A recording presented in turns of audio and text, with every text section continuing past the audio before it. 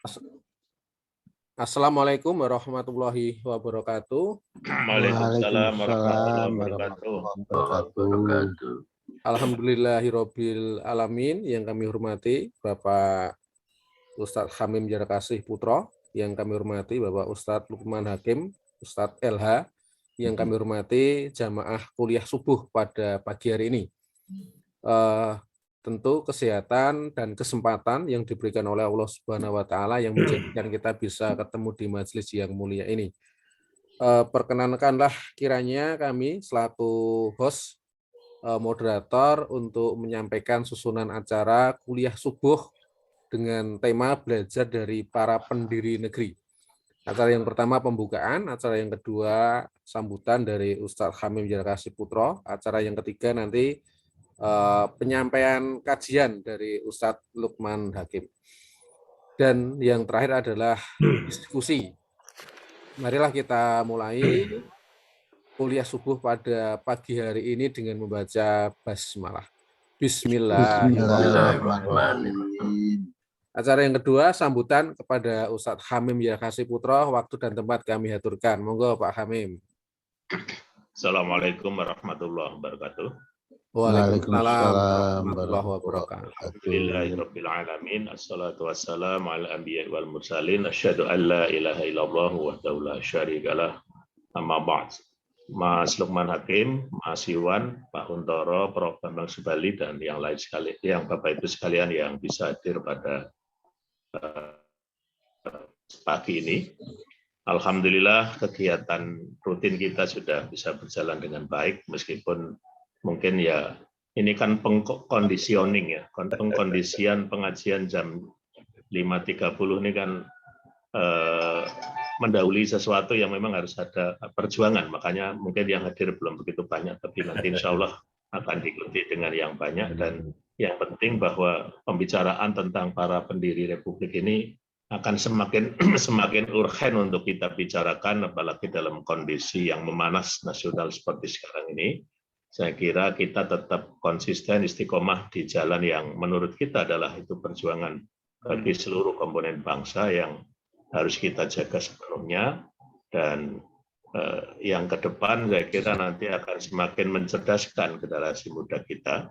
Kebetulan saya ngajar civic education juga. Memang mahasiswa itu generasi milenial perlu disentuh juga dengan kajian-kajian yang seperti ini, sehingga ke depan mungkin kita akan perlu mengajak khusus dari para milenial ini supaya ikut kajian yang ini. Soalnya kalau saya kira ini akan memberikan bekal yang banyak pada mereka untuk bagaimana menjadi warga negara yang demokratis.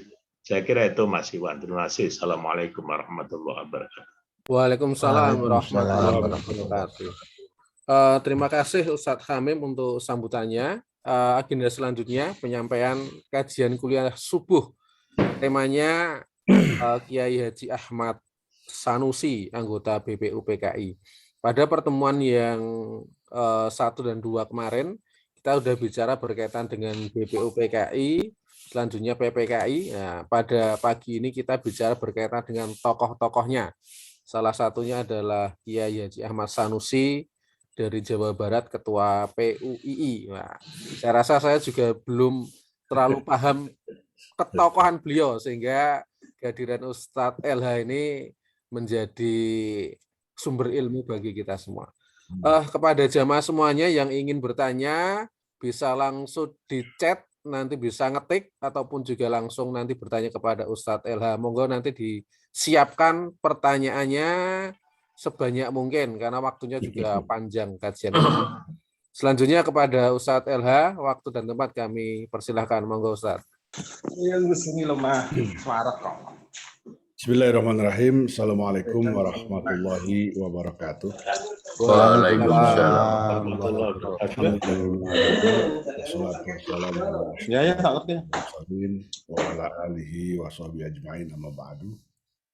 Rabbi shrah li sadri wa yassir li amri wa hlul 'uqdatam min lisani yafqahu qawli. Jamaah kuliah subuh rahimakumullah. Suara saya ada ya, jelas ya? Jelas.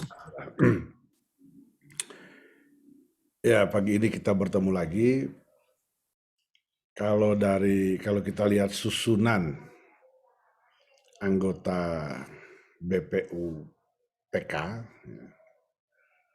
saya lebih suka menyebutnya BPU PK tanpa I, karena memang Jepang itu, yang dibentuk oleh Jepang itu pada bulan April,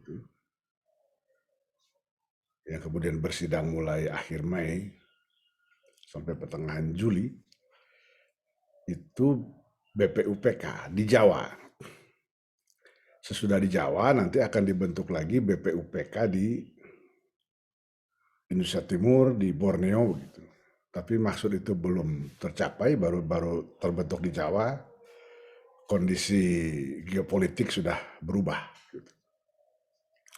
Kalau kita lihat susunan keanggotaan itu,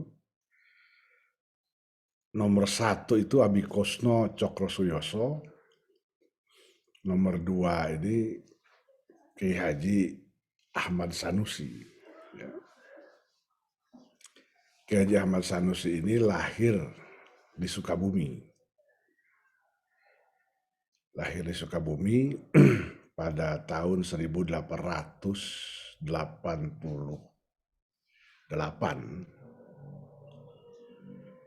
dan beliau wafat pada tahun 1950.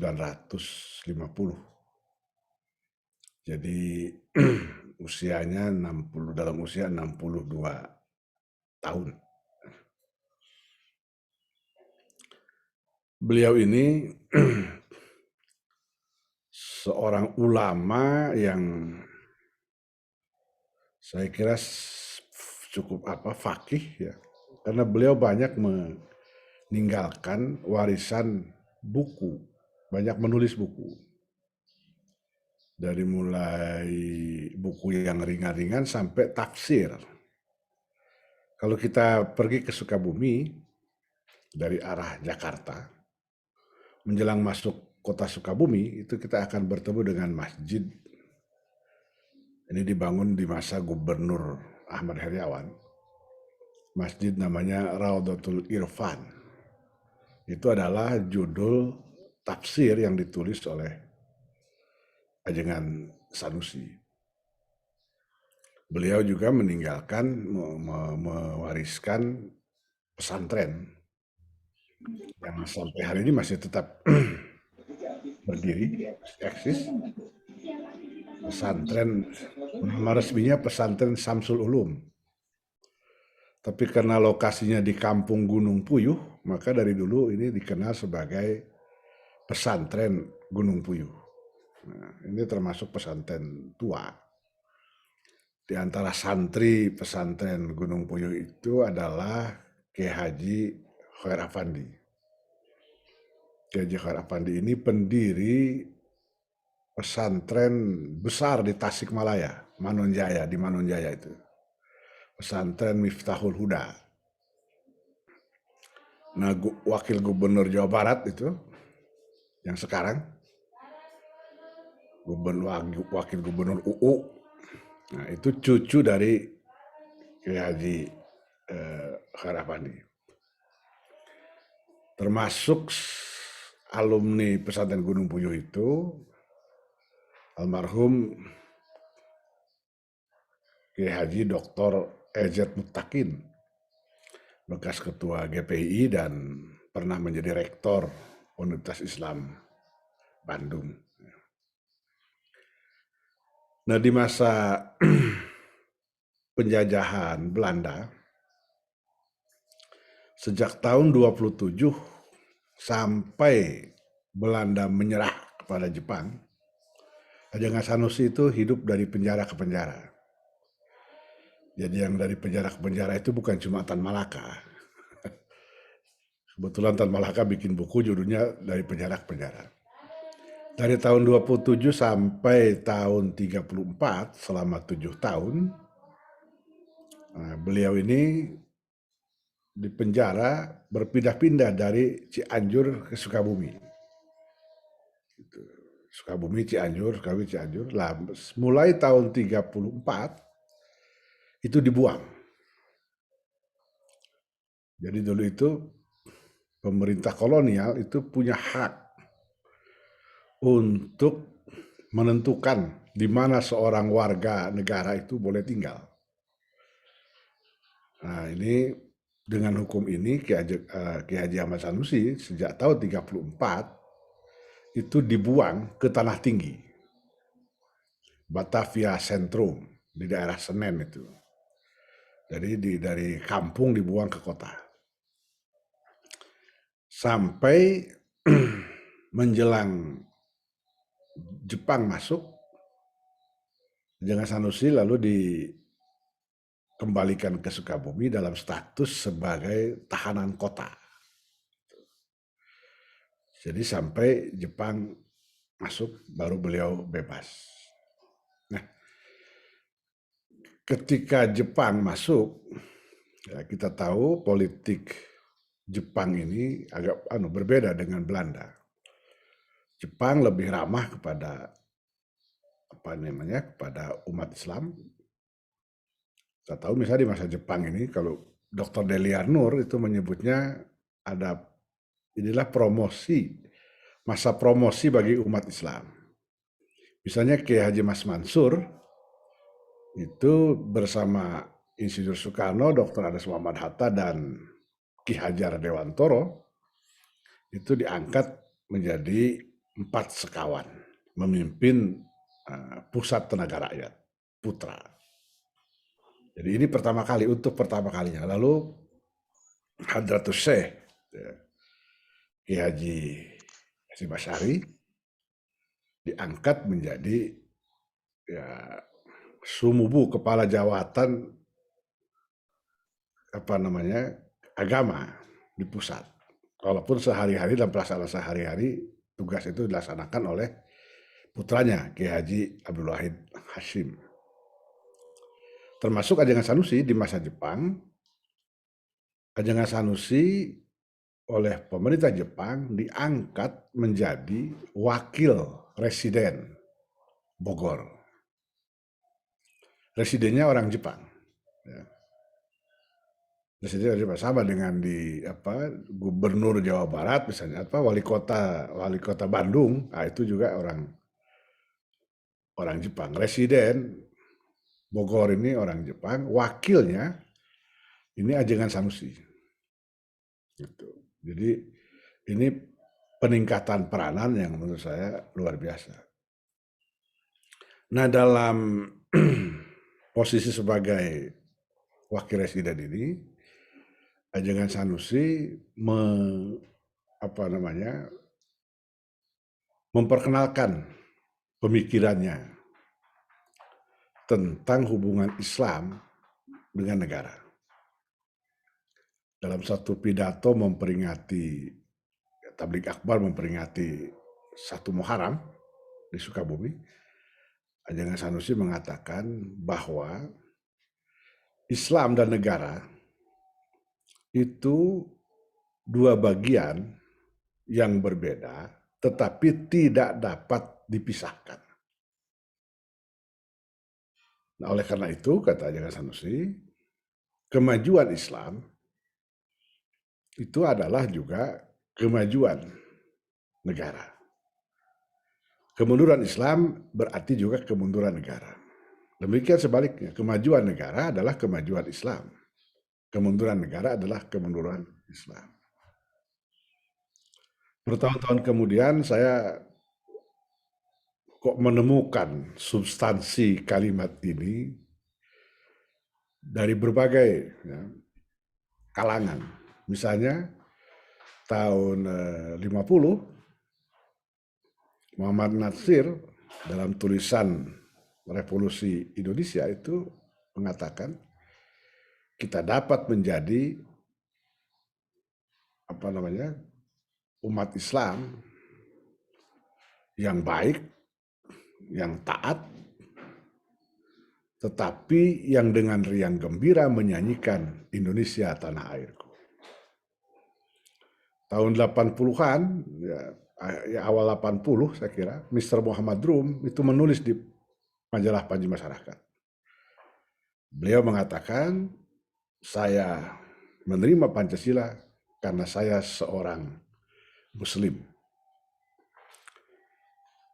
Nanti kalau aktivis HMI itu tentu tidak asing itu dengan dokumen organisasi yang namanya tafsir tujuan.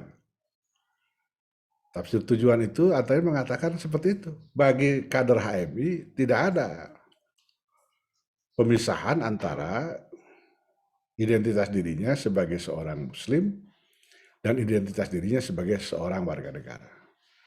Jadi kalimat yang disampaikan oleh pendapat yang disampaikan oleh Ajangan Sanusi pada tahun 40-an ini, awal 40-an di bahasa Jepang itu, saya kira itu merefleksikan pandangan hampir seluruh tokoh-tokoh umat. Jadi kalau ada orang bicara soal keislaman, keindonesiaan, para pendahulu kita tuh nggak mempersoalkan itu. Ajangan Sanusi malah menganjurkan supaya para ulama bekerja keras memajukan Islam, lalu para pangreh praja, polisi katanya juga harus bekerja keras untuk memajukan negara. Sehingga kalau Islam maju, negara maju, ya rakyat ini akan maju. Nah, di zaman Jepang inilah Ajangan Sanusi ditunjuk bersama 61 anggota 61 tokoh yang lain ditunjuk menjadi anggota Badan Penyelidik Usaha Persiapan Kemerdekaan. Kenapa Ajangan Sanusi yang ditunjuk, kenapa bukan yang lain? Itu urusan pemerintah Jepang. Itu sepenuhnya hak pemerintah Jepang.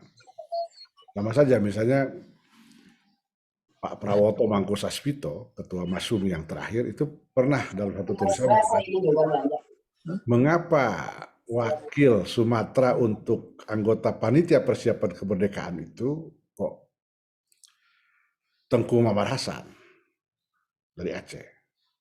Padahal ada dua ulama besar yang pengaruhnya jauh lebih besar dari Tengku Muhammad Hasan, yaitu Syekh Sulaiman Ar-Rasuli atau Syekh Jamil Jambek. Tapi sekali lagi itu wewenang sepenuhnya pemerintah Jepang pada saat itu.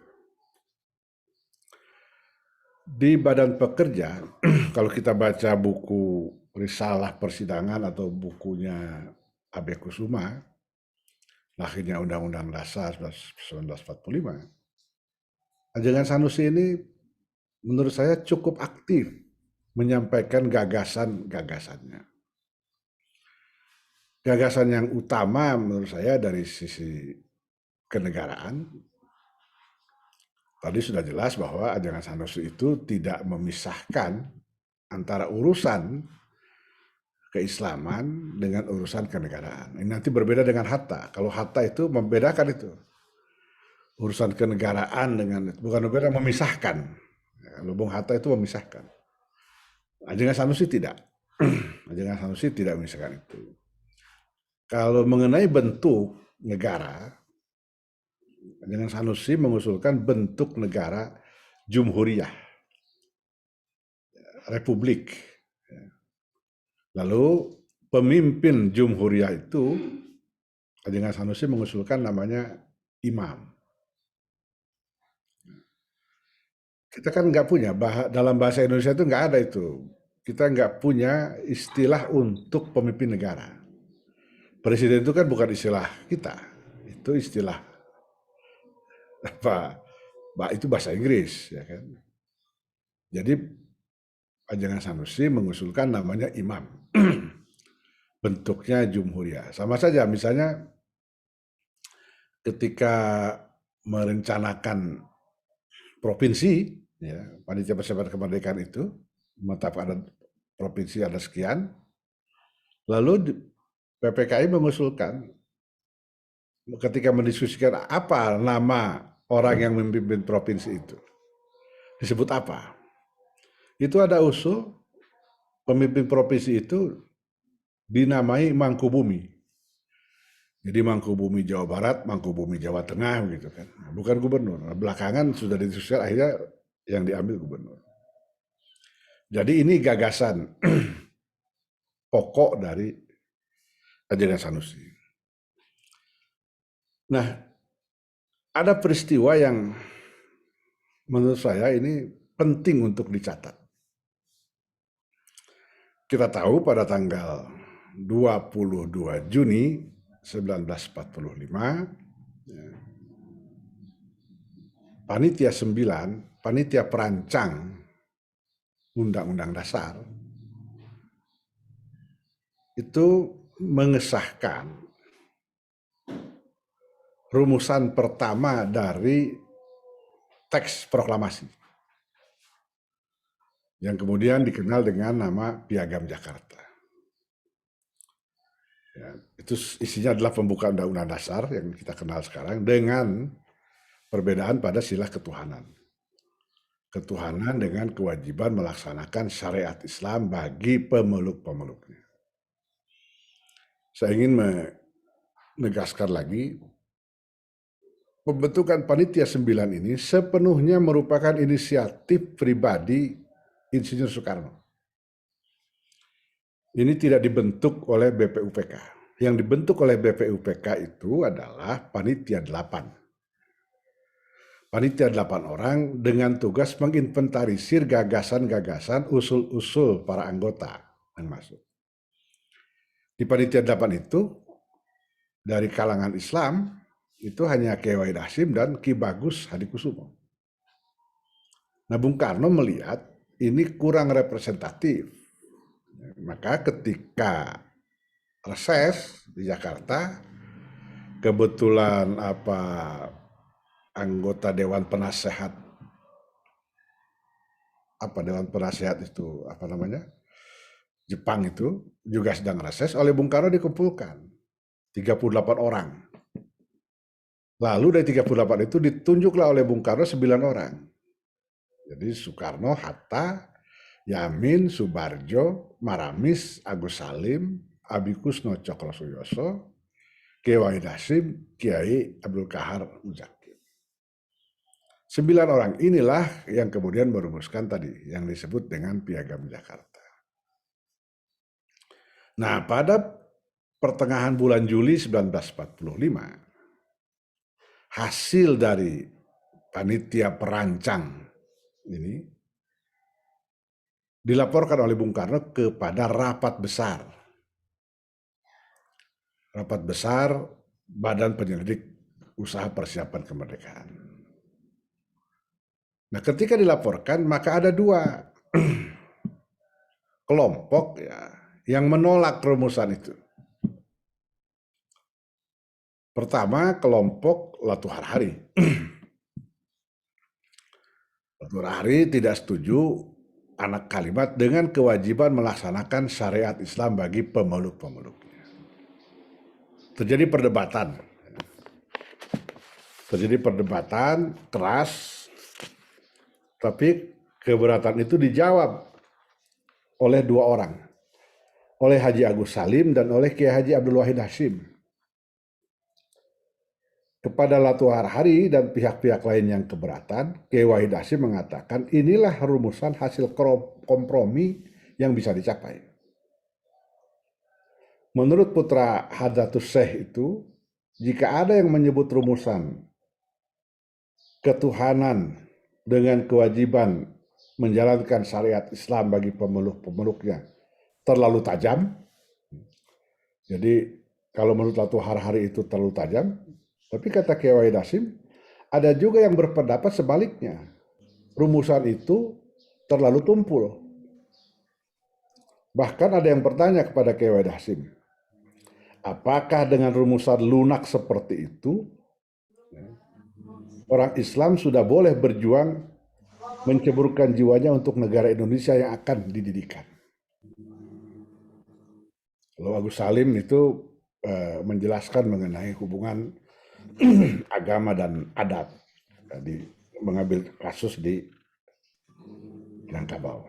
dengan penjelasan Haji Agus Salim dan Kiai Wahid Hasyim, untuk sementara Latu Harhari diam. Tapi perdebatan panas justru terjadi antara kita dengan kita. Ki Bagus Hadikusumo itu menolak sebagian anak kalimat itu. Jadi bagi Ki Bagus Hadikusumo, sila pertama itu cukup ketuhanan dengan kewajiban melaksanakan syariat Islam. Jadi Ki Bagus menolak anak kalimat bagi pemeluk-pemeluknya. Nah, di sini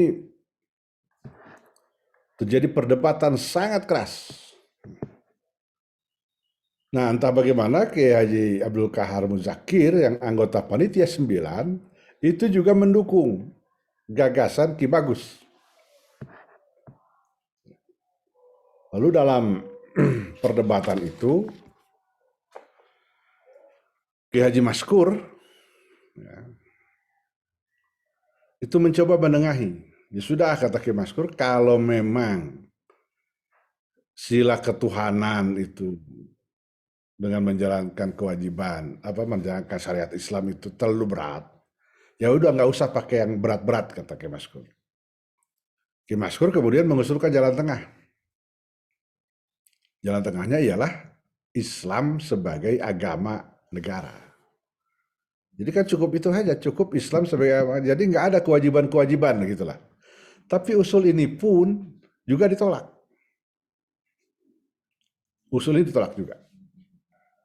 Nah, sampai dalam perdebatan itu saking kerasnya, Kiai Kahar Muzakir itu menggebrak meja. Sampai menggebrak meja. Lalu Ki Bagus Hadikusumo dalam salah satu pembicaraan itu memulai pembicaraannya, mengawali pembicaraan dengan kata-kata, saya berlindung kepada Allah terhadap setan yang merusak. Nah, itu sudah, saya kira sudah kemarahan tingkat tinggi. Jadi rapat memanas akhirnya. Bung Karno sebagai ketua Panitia 9 itu bertahan. Udahlah, ini rumusan paling kompromi, paling baik antara kalangan Islam dengan kalangan kebangsaan. Terima saja sudah ini. Berulang-ulang begitu, tapi berulang-ulang juga ditolak oleh Ki Bagus dan Pak Kahar Muzakir. Di tengah suasana seperti itulah Kiai Haji Ahmad Sanusi tampil. Kalau kita melihat sekedar teksnya saja itu nggak ada artinya apa-apa. Tapi kalau kita lihat konteks pada masa itu dalam keadaan rapat panas, bayangkan Bung Karno yang begitu berwibawa juga tidak bisa meredakan. Nah, yang dilakukan Ahmad Sanusi itu menjadi luar biasa. Jadi kemudian Ajengan Sanusi meminta bicara. Di tengah suasana rapat BPUPKI yang makin panas, yang menunjukkan tanda-tanda bakal berujung kepada jalan buntu, Ajengan Sanusi tampil dengan bijak. Pertama, beliau menolak voting. Dr. Rajiman itu sudah menawarkan, sudah di voting aja lah ini katanya. Hasil Panitia 9 ini kita voting saja, kata Dr. Rajiman. Tapi ditolak oleh Ajengan Sanusi. Ajengan Sanusi kemudian meminta dengan sungguh-sungguh, ini kalimat beliau, supaya permusyawaratan berjalan tenang dengan memancarkan pikiran ke sebelah kanan dan ke kiri, keluar dan kembali. Ajengan Sanusi juga mengingatkan supaya rapat BPUPK jangan mengambil keputusan dengan tergopoh-gopoh.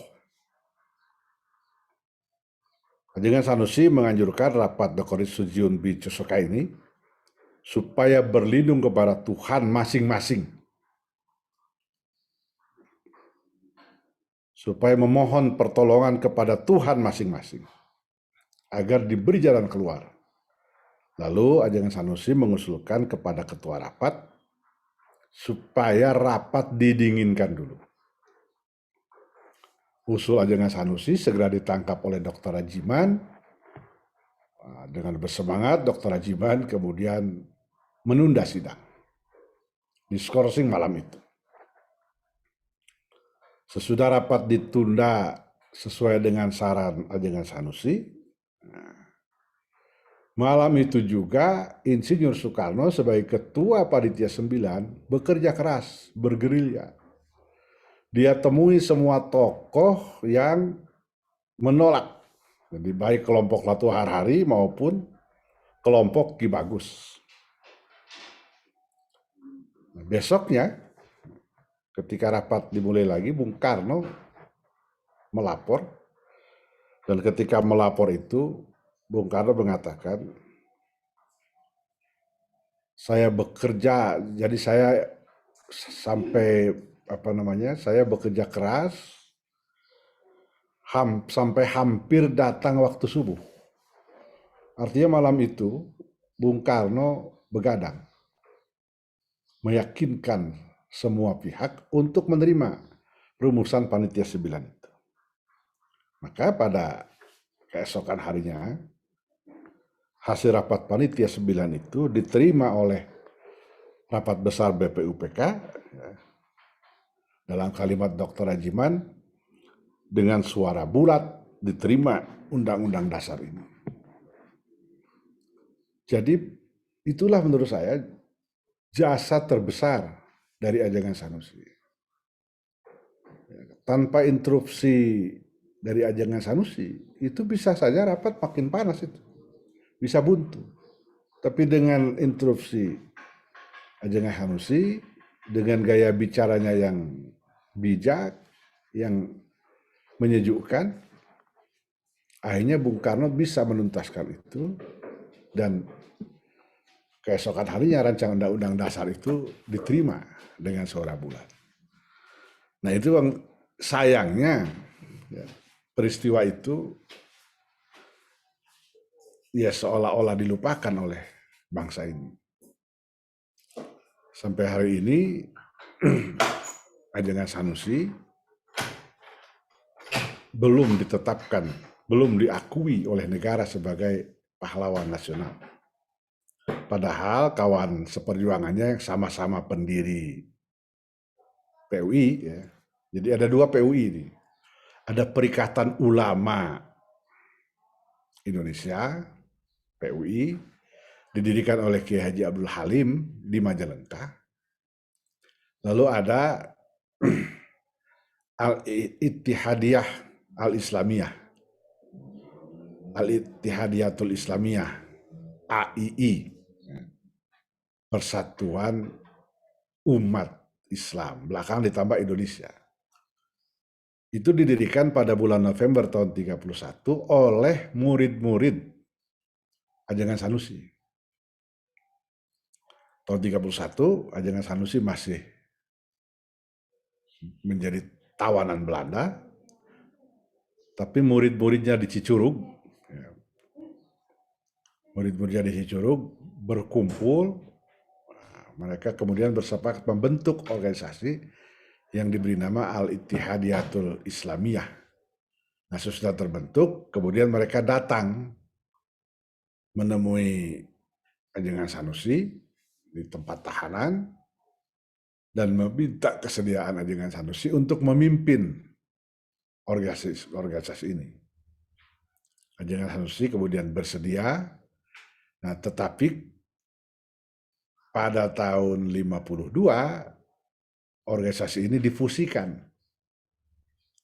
Jadi gagasan sudah lama difusikan dengan PUI yang di Majalengka itu.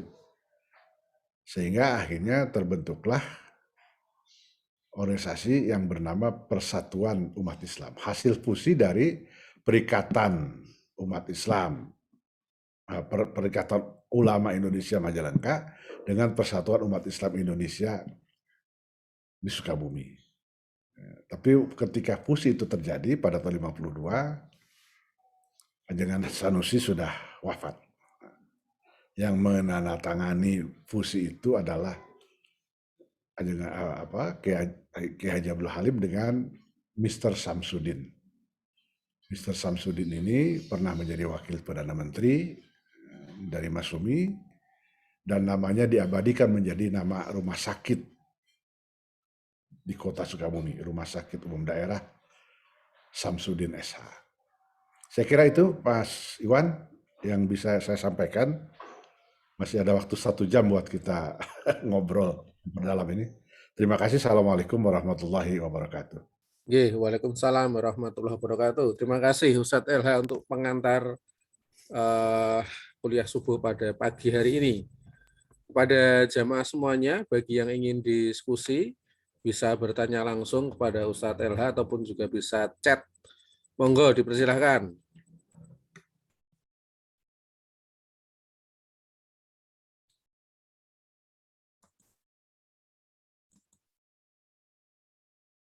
Kalau belum ada, saya yang akan memulai, Ustadz. Ada 2 konteks yang ingin saya tanyakan. Yang pertama berkaitan dengan PUI ini. Artinya setelah PUI berdiri, mungkin juga setelah ajengan Ahmad Sanusi meninggal, bagaimana perkembangan PUI sampai hari ini? Kalau saya kan orang Jogja, sehingga mungkin berkaitan dengan Jawa Barat pun juga enggak terlalu paham peta organisasi Islam, karena setahu saya pun juga mungkin NU dan Muhammadiyah pun juga di Jawa Barat pun juga enggak terlalu besar, mungkin persis ya, tapi mungkin berkaitan dengan PUI mungkin bisa disampaikan. Yang kedua berkaitan dengan saya baca singkat ajengan Ahmad Sanusi itu juga punya pesantren dan sebagainya, mungkin juga jaringan pesantren yang beliau dirikan, mungkin juga berkaitan dengan anak cucu beliau, berkaitan dengan pikiran-pikiran beliau, apakah juga masih dilestarikan di mungkin pesantren beliau atau anak cucu beliau yang menjadi aktivis ataupun tokoh, mungkin bisa disampaikan. 2 hal ini Ustadz mungkin untuk mengawali diskusi pagi hari ini. Ya, ini menarik ya. PUI itu kalau dari sisi pandangan keagamaan, ya, dari segi fikih ya, fikihnya itu sebenarnya lebih dekat ke NU. Nanti pakai usoli, pakai kunut, gitu itu ya dari segi itu ya. Tetapi ketika pemilu 55 itu PUI itu mendukung Masyumi. Masyumi yang ketika itu dipimpin oleh Muhammad Natsir, seorang kader Persatuan Islam. Persatuan ini kan kita tahu ini organisasi yang Puritan. Puritan artinya dia tegas lah membedakan mana yang ajaran Islam, mana yang bid'ah dan sebagainya itu. Sampai tahun 59, PUI itu tetap menjadi anggota istimewa Masyumi. Kita tahu kan Masyumi itu 2 keanggotaannya, ada keanggotaan individu, ada keanggotaan organisasi. Nah, anggota organisasi itu disebutnya anggota istimewa. Itu Muhammadiyah. Sampai tahun 52 itu NU, tapi 52 NU keluar. Muhammadiyah, ada Al-Wasliyah, ada Matla'ul Anwar, Nahdlatul Wathon, Persatuan Umat Islam, Persatuan Islam itu menjadi anggota. Jadi PUI walaupun pandangan keagamaannya ya, berbeda dengan Persis, ya, berbeda dengan Muhammadiyah, tapi dia tetap ada di dalam Masyumi. Dan inilah yang kalau menurut sejarawan Dr. Muhammad Iskandar, ini yang memenangkan Masyumi di Jawa Barat. Karena Muhammadiyah itu tidak terlalu populer di Jawa Barat di masa itu. NU juga tidak terlalu populer. Mainstream. di Jawa Barat itu ya PUI ini, karena dia ada di ujung barat dan di ujung timur ini, dua PUI ini. Gitu. Bagaimana sekarang? Sekarang ya masih eksis dengan lembaga pendidikan. Terakhir itu membuat Universitas Halim Sanusi, yang mengambil nama dua pendiri PUI. Dulu dikenal itu ada Madrasah Wajib Belajar, MWB. Jadi pemerintah belum mencanangkan wajib belajar, itu PUI sudah punya madrasah yang namanya Madrasah Wajib Belajar, MWB. Itu di mana-mana. Cuma memang ya ini di sana sini ada beberapa asetnya yang kemudian beralih menjadi milik yayasan, milik apa. Itu dulu pernah terjadi kan, yang saya kira Muhammadiyah dulu menolak keras itu. Ada aturan supaya aset Muhammadiyah itu aset organisasi itu diyayasankan. Nah, Muhammadiyah waktu itu kan menolak keras itu, sehingga PUI itu mungkin nggak tahu apakah nggak bisa menolak, tapi ada beberapa yang kemudian diyayasankan. Nah, lama-lama dia hilang sebagai aset PUI. Nah, saya dengar sekarang sedang ditata lagi. Gitu. Jadi seperti itu. Sampai sekarang masih eksis. Ya, pesantrennya juga masih. Terakhir itu cucu Ajaran Sanusi itu menjadi rektor UIN Bandung, Profesor Dr. Dedi Ismatullah. Tapi beliau sudah wafat itu. Mungkin 3 atau 5 tahun yang lalu. Jadi seperti itu. Pesantrennya masih tetap, sekarang masih jalan dari yang mengelola ya kader-kadernya. Gitu. Lalu yang kedua apa tadi Mas Iwan? Ya, berkaitan dengan jaringan pesantren beliau, Ustaz. Ya mungkin juga anak cucu beliau tadi udah dijawab sama Ustaz Elha. Saya kira seperti itu. Ya. Terima kasih. Monggo dipersilakan yang lain untuk diskusi dengan Ustaz Elha. Waktu masih panjang, dipersilakan.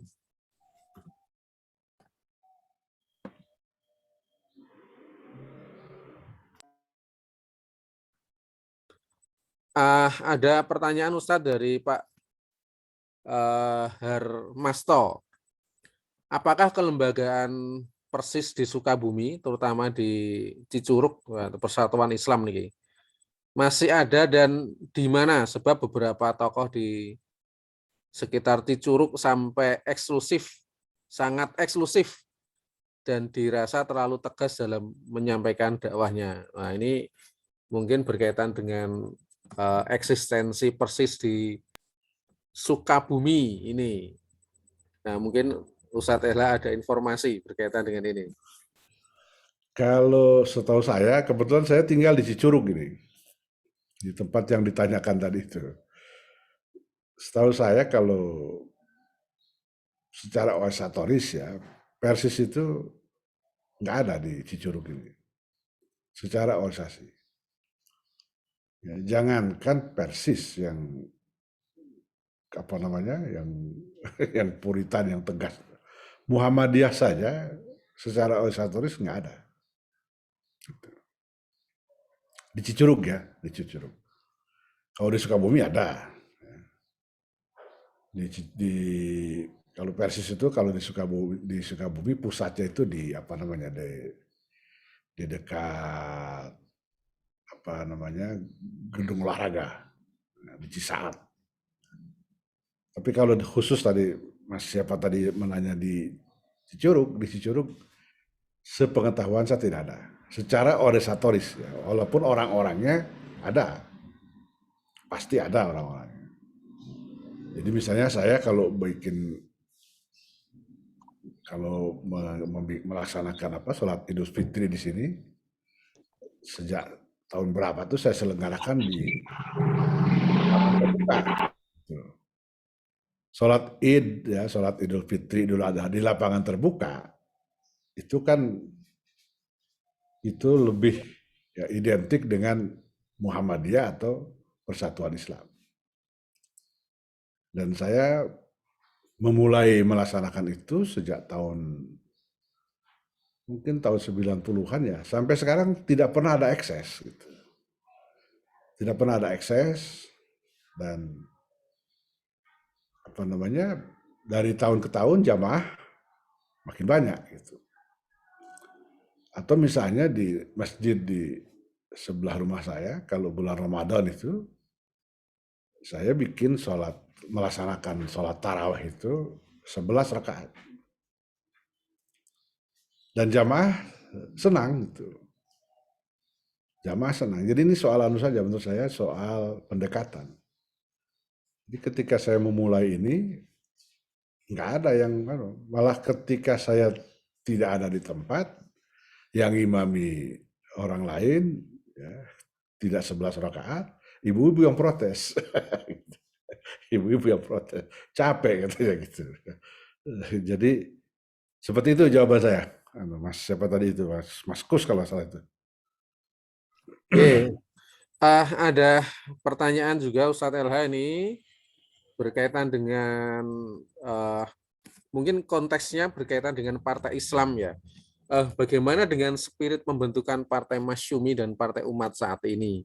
Mungkin konteksnya berkaitan dengan eksistensi partai Islam di Indonesia. Apakah mungkin kalau saya ingin mengembangkan, apakah bagaimana masa depan partai Islam di Indonesia?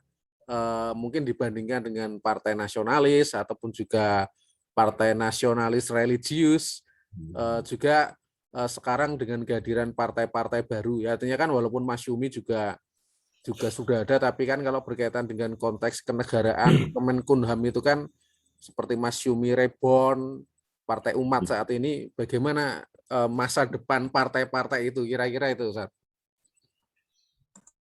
Ya, yang jadi masalah itu kan sekarang itu nggak bisa lagi kita bedakan partai Islam dan partai bukan Islam. Nggak bisa kita bedakan itu.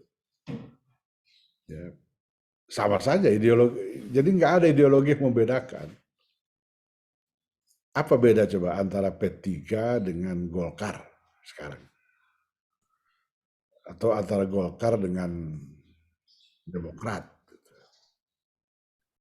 Saya kira nggak ada. Saya kenal ini ketua satu partai di sini, partai sekuler lah ya. Itu zikirnya kuat sekali. Itu mungkin dia tarekat apalah gitu, itu zikir terus. Tapi partainya bukan partai Islam. Saya kenal ada satu tokoh juga bukan partai Islam. Itu puasa Senin Kemisnya nggak pernah batal. Beberapa kali saya pertemuan dengan dia, pas hari Senin atau hari Kamis, dia pasti puasa. Gitu.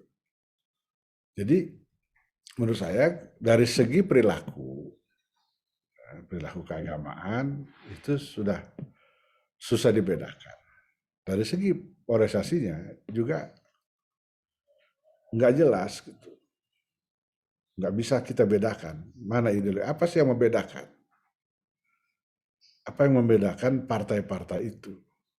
Sama aja. Ketika pilpres ya sama, satu kubu dukung ini, ya kan? Nggak ada perbedaannya. Apa yang membedakan? Nggak ada. Nah karena itu menurut saya nggak tahu bagaimana masa depannya. Kalau sama saja, ya orang akan mengatakan ngapain pilih yang baru, yang lama saja.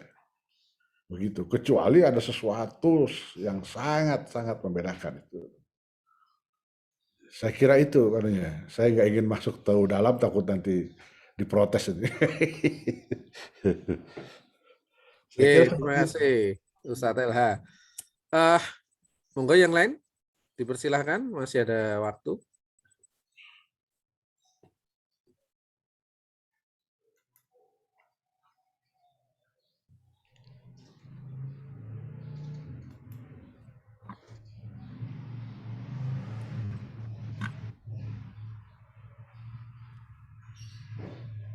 Monggo. Monggo, dipersilahkan. Atau begini, kalau dulu itu kalau orang itu misalnya dia partai sekuler, ya dia betul-betul dia tunjukkan sekulernya itu. Misalnya Aidit, misalnya.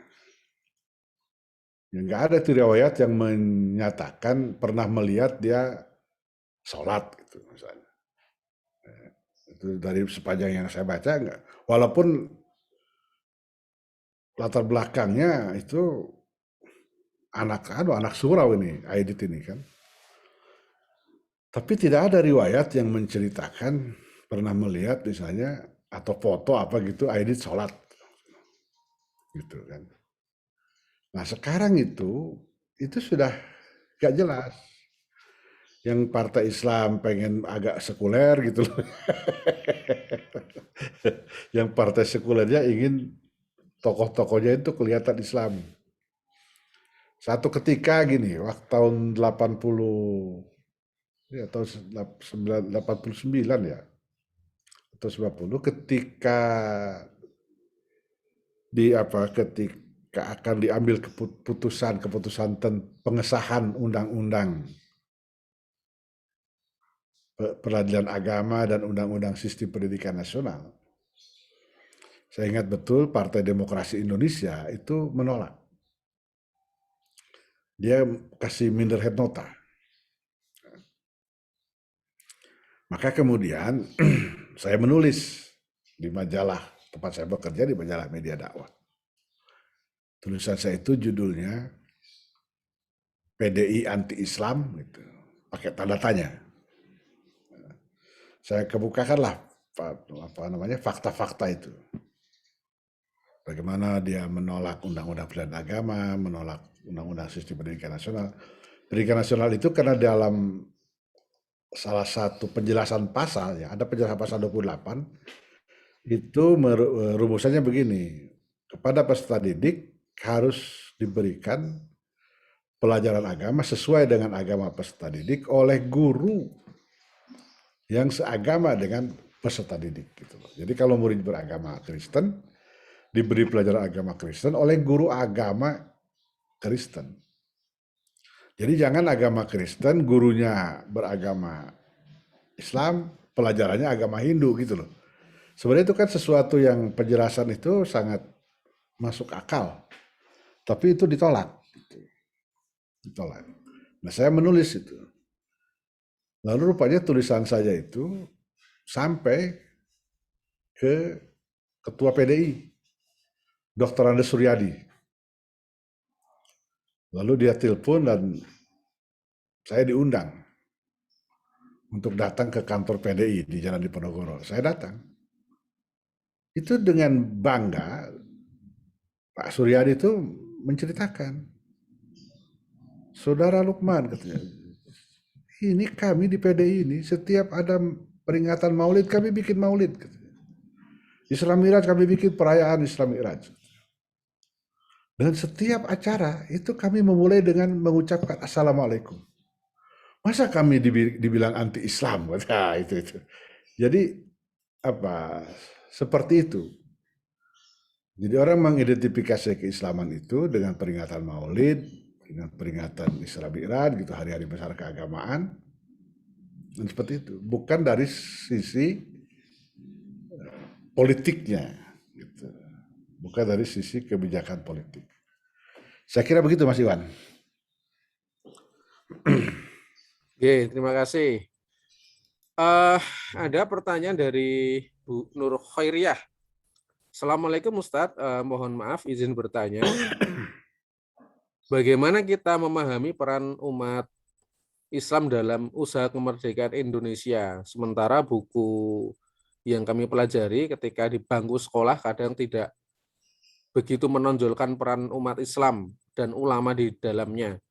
Sehingga kami pahami justru yang sesuai dengan buku itu. Terima kasih. Mungkin konteksnya berkaitan dengan ya buku di mungkin PSBB dan sebagainya, peran umat Islam nggak terlalu menonjol, mungkin karena memang kita negara NKRI ya. Kira-kira berkaitan dengan perspektif ini, Ustaz? Ya, pertama seperti saya katakan tadi, yang mengangkat anggota BPUPK itu Jepang. Apa pertimbangannya nggak jelas, ya kan? Misalnya tadi, kenapa bukan Syekh Sulaiman Ar-Rasuli? Mengapa Tengku Muhammad Hasan? Atau misalnya, ya mengapa dari tokoh dari kalangan Islam itu kan cuma sedikit itu, artinya tidak mayoritas dari kelompok Islam. Jadi itu persoalannya. Tetapi kan masing-masing menyumbangkan pikiran. Tadi yang saya sampaikan tadi, kalau tidak ada interupsi Ajangan Sanusi, mungkin cerita rapat BPUPK itu akan lain. Mungkin ya, bisa buntu, ya nggak tahu lah apa yang akan terjadi. Tapi dengan interupsi Ajangan Sanusi, maka rapat bisa didinginkan, keputusan bisa diambil. Karena Pak Ajangan Sanusi mengatakan jangan tergopoh-gopoh. Kita harus mengambil keputusan ini dengan kepala dingin, dengan berdoa kepada Tuhan kita masing-masing. Nah, gitu. Nah, ini peranan-peranan seperti ini yang dilupakan. Ini dianggap kecil, gitu. Nggak ada yang ngangkat. Coba bacalah buku-buku sejarah itu, nggak ada mengangkat peristiwa ini karena dianggap ini peristiwa kecil. Peristiwa cuma interupsi saja kan biasa rapat orang kasih interupsi. Tapi interupsi dalam konteks peristiwa pada hari itu luar biasa nilainya, gitu loh. Itu yang menurut saya salah satu faktor ya, kenapa. Coba lihat aja, misalnya sampai hari ini kan belum ditemukan itu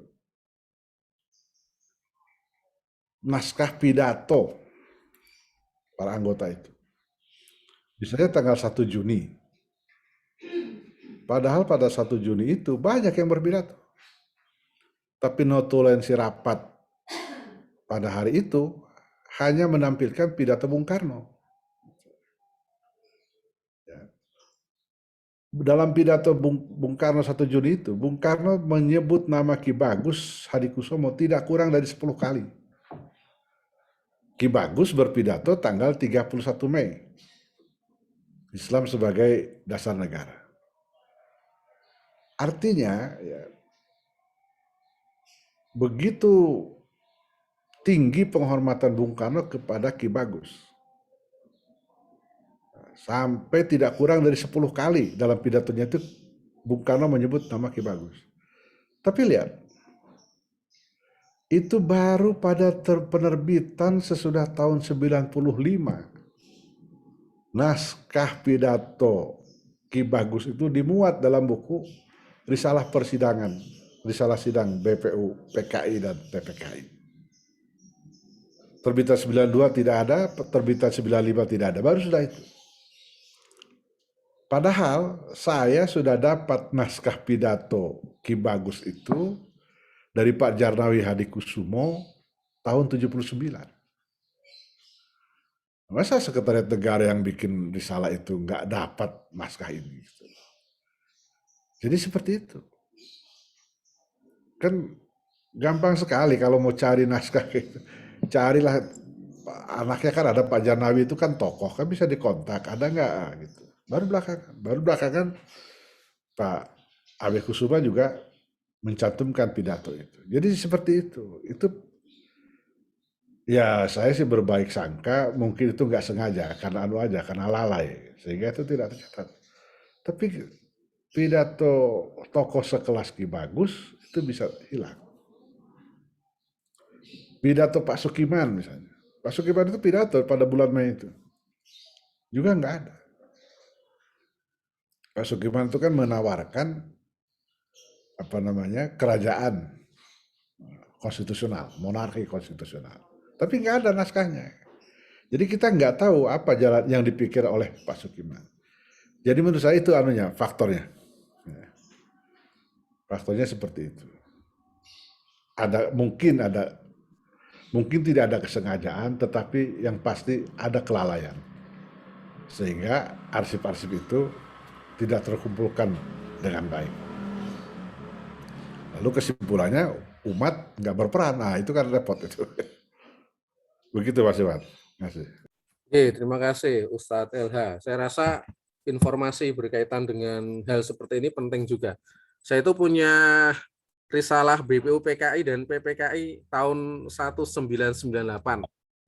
Saya rasa revisi yang pertama ini mungkin berkaitan dengan risalah ini. Ya, prinsipnya juga saya sedang baca-baca ini, sehingga dari Ustadz LH ini saya juga mendapatkan konteks dari apa yang disampaikan para pendiri bangsa ini berkaitan dengan ya tentang Pancasila, tentang pembukaan ataupun juga berkaitan dengan perdebatan dasar negara Kesatuan Republik Indonesia ini.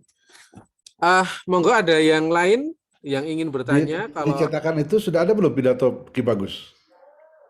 98 itu. Itu tanggal 31 Mei. Nah, ini baru saya cari, Ustaz. 95 nggak ada. 92, 95 nggak ada. Yang saya ketemukan baru yang 1 Juni. Nah, itu sebelum itu. Oke, ya. 31 Mei. Yang 1 Juni yang pidatonya Pak Karno baru saya temukan itu. Monggo yang lain kalau sekiranya tidak ada, mungkin juga bisa kita cukupkan. Kita akan ketemu minggu depan. Jamaah kuliah subuh ada? Lagi yang ingin bertanya? Sepertinya ini nggak ada ini Ustadz. Kalau tidak ada, mungkin Ustadz ingin menambah atau dicukupkan? Ya mungkin mungkin karena tokohnya ini dianggap mungkin karena ini tokoh lokal. Pak Ajengan Sanusi ini tokoh lokal, jadi kurang dikenal gitu. Ya itulah Bahkan saya tanya kenapa. Bayangkan 2 kali diusulkan, itu 2 kali ditolak. Padahal peranannya menurut saya sangat besar. Gitu. Ini kan founding fathers. Mungkin karena dianggap ini tokoh lokal. Padahal Ajengan Abdul Halim, teman sesama bikin PUI tahun 2008 sudah dikukuhkan sebagai pahlawan nasional. Jadi tugas kita bersama lah, kita gali lagi perjuangan tokoh-tokoh ini. Gitu. Nanti misalnya kita akan ketemu juga misalnya dengan tokoh Nyonya Sunaryo Mangunpuspito. Itu susah kita mencari mencari bahan tentang beliau. Gitu. Padahal beliau misalnya sejak tahun 30-an itu sudah aktif di organisasi perempuan, sudah menjadi anggota Dewan Kota Semarang. Nah, jadi menurut saya karena mungkin tokohnya kurang pelamboyan, sehingga kurang dikenal. Terima kasih atas perhatian semuanya, Mas Iwan, Ustaz Hamim, dan mohon maaf atas segala kekurangan. Terima kasih. Terima kasih Ustadz LH untuk waktunya. Sekiranya karena tidak ada pertanyaan untuk kajian pada pagi hari ini, kita cukupkan sekian. Oh ya, saya baru buka ini Ustadz LH. Ada ini pidatonya Ki Bagus Hadikusumo 31 Mei 1945. Iya, itu baru tahun 98 kan? Iya, 98 ini saya yang cetakan 98. Ya. Terima kasih, kita akhiri kajian pada pagi hari ini dengan baca hamdalah. Alhamdulillahirrahmanirrahim. Kita cukupkan sekian. Wassalamualaikum warahmatullahi wabarakatuh. Waalaikumsalam. Waalaikumsalam. Kami kembalikan ke Pak Syam.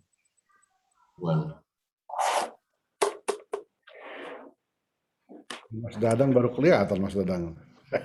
Wah,